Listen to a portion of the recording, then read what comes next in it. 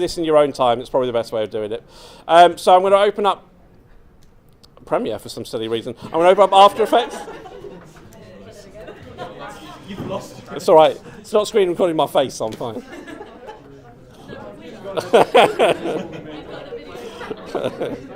I'll have to edit it before I send it out. Premiere, there we go. We don't want Premiere. All right, so what we're going to do is we're going to bring in the footage. It's just these two files for now. And if I just have a quick look at it. So I've got the grandmother shot here. That's too long. So we only need the bit that we're working with on the grandmother. And then I've got the mobile phone shot it goes onto. And again, I'm going to do a shortened version of this to give you an idea of what to do. So I'll just take a section of it and then break it down. For this instance, I'm going to drag this down. So I'm going to start with the mobile phone footage and make that the size of my comp for now. Then I'm going to choose the bit of mobile phone footage I want to work with.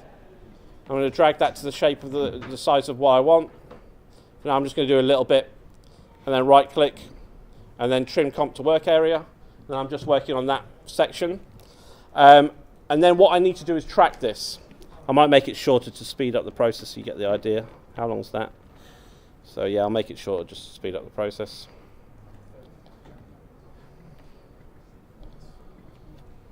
Okay. So I'm going to bring this into Mocha. I'm going to click on the file, track Mocha AE, and then it'll open up Mocha and it'll say you need to register, which I never do. Don't register, don't have to. And then because I've brought in this file, it should bring in the file automatically. Right, no. Or overwrite, yes. That you won't have that because that's because I've did it at practice beforehand. So it brings the file in the right dimensions that it's supposed to be in the original. And what we're doing here is we're going to create a Bezier shape around it, make it track all the elements of the green space in there. What do we use to track? Well, we use high differences in terms of contrast to track. So it recognizes different terms of contrast. So in something like this, I'll be looking at the corners here to help me track. But what Mocha does quite well is it can kind of work it out from inside the space you create. So I'm going to click on this little Bezier pointer, pen tool, and I'm going to make a shape that runs all the way outside, just outside of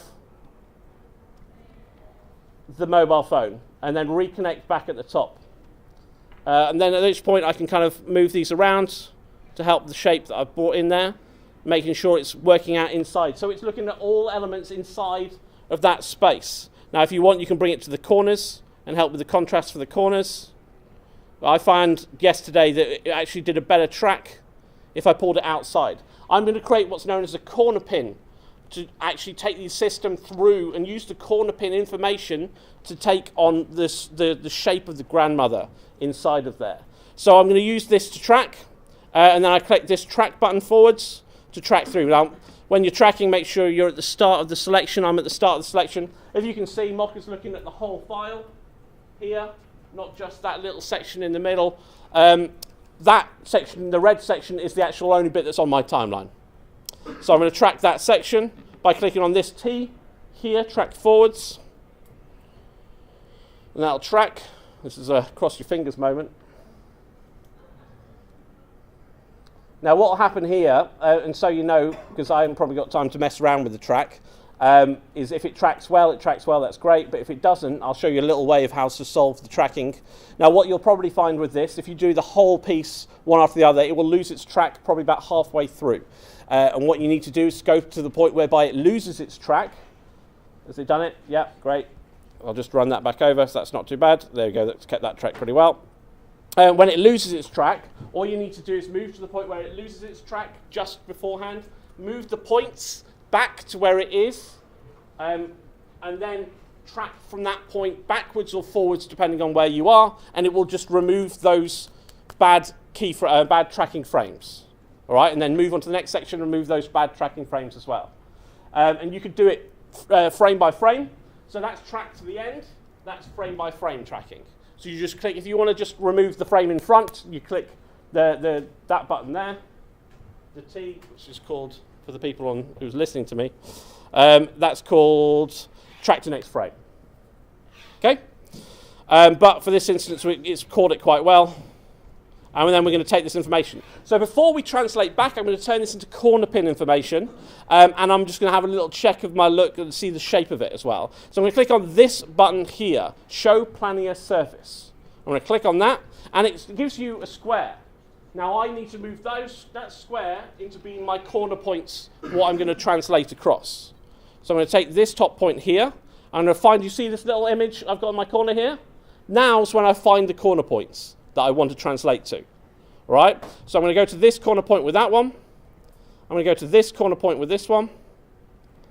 I'm going to go to this corner point with this one. Now this is using the tracking data that we've already created to work with. All right? And that creates my corner points for the next section. Now I'm going to click on this button here, which is Show Planier Grid. And this just gives me a good idea of the actual look of my piece, whether it's falling in the right space. That's all it's doing for me. It's just making sure that I'm getting a good track. I'm happy with that track. Between this space anyway, that track is perfectly fine. So I need to take this tracking data and bring it back to After Effects. So I'm going to click on this button here, which is Export Tracking Data. I've got lots of options here, but I need the corner pin data. So I'm going to take the corner pin data from the top here. So After Effects corner pin only supports RG Warp Mocha import. And I'm going to copy this to clipboard. All right, now I can go back to After Effects. Now I've done that, I need to create the grandmother section. So creating the grandmother section, that, if I double click on my grandmother now, what's the problem I've got with my grandmother? Does that look right for a mobile phone? No. No, it's wrong, isn't it? Yeah, we need to change that. And the way we do that is we're going to make it smaller. So I'm going to make a new composition with the grandmother. I'm going to drag that down to here. Now I've got a new composition with the grandmother. I'm going to find the section here where she says something. To be honest, I'm probably just going to find a little bit like this for now. And I'm going to trim comp to a little bit. So I'm going to translate this across. Trim comp to about here, just to give us an idea of what I'm doing. Like that. I'm going to right click, trim comp to work area. So I'm just going to use this bit where she's talking here.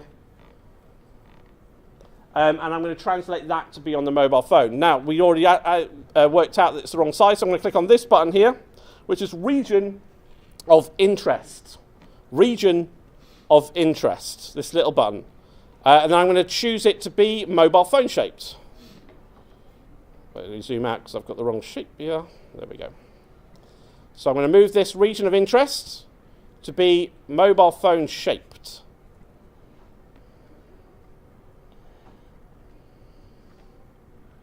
Something about there. Now I want to make the whole composition, or this whole composition, to be the right shape. There we go, that's what I find.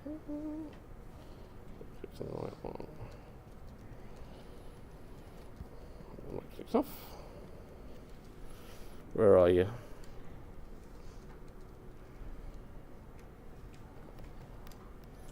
I need to crop to... No, it's cropping.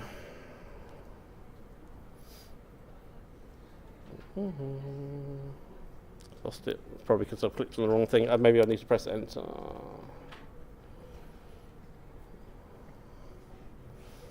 Yeah, there we go. Yeah, crop comp to region of interest. Crop comp to region of interest. It's because I wasn't clicked on the actual piece. I was clicked on the wrong place.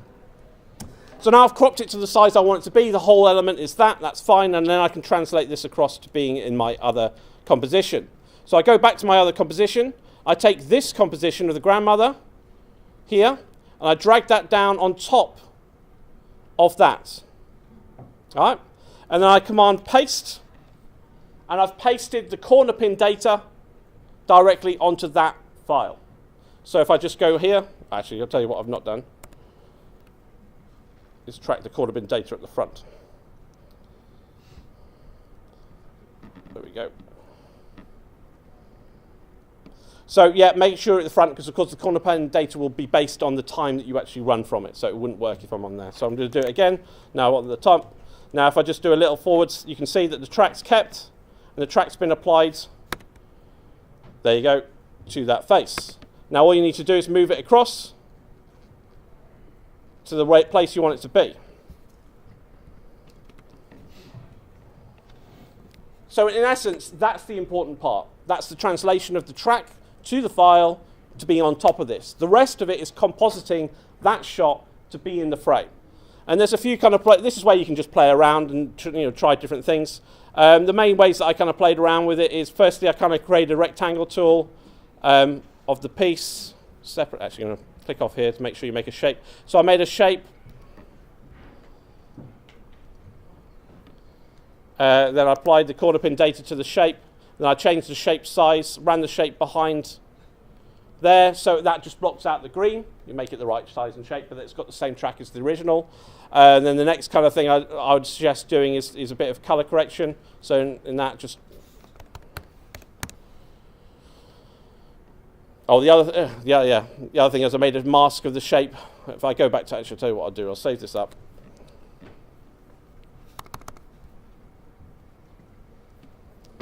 And then I can just show you the elements that I did before.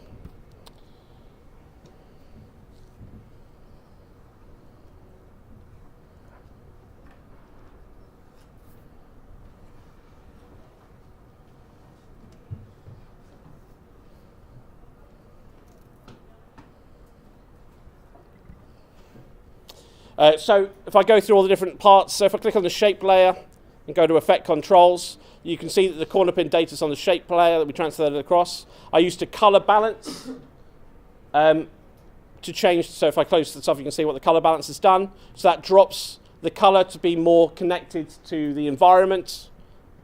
I put a blur, which just again defocuses that piece. Now, if it moves a significant amount, you can put it in focus, out of focus. You can play around with that. And then on the actual original, if I go back to this file here, the Effect Controls, I played around with I created a mask here, as you can see, inside of this, and I feathered the edges of the mask, which meant that when you actually go back to this piece, the edges are a little bit more less defined, so it doesn't look like a photograph anymore. And if I just move the shape layer and then show you what's underneath, so I track the shape layer to it, and then the shape layer just helps the blend between the shot above and below. And that kind of gives you the full idea of what to do. Now, you'll be doing it on a bit larger, but you get the idea.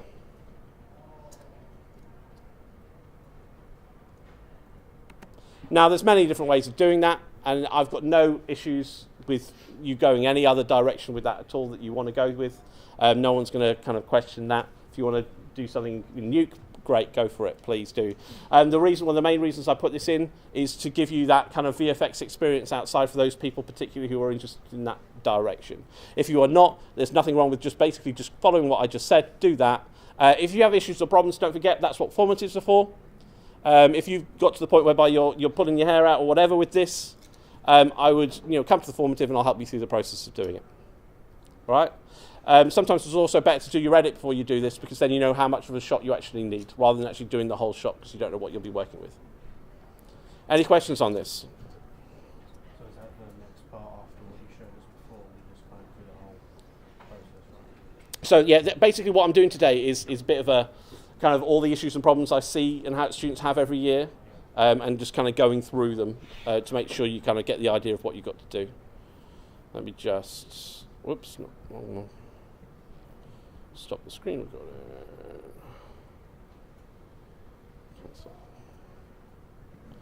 What's the best way of stopping the screen recording? Quitting. And then we'll call this screen replacement.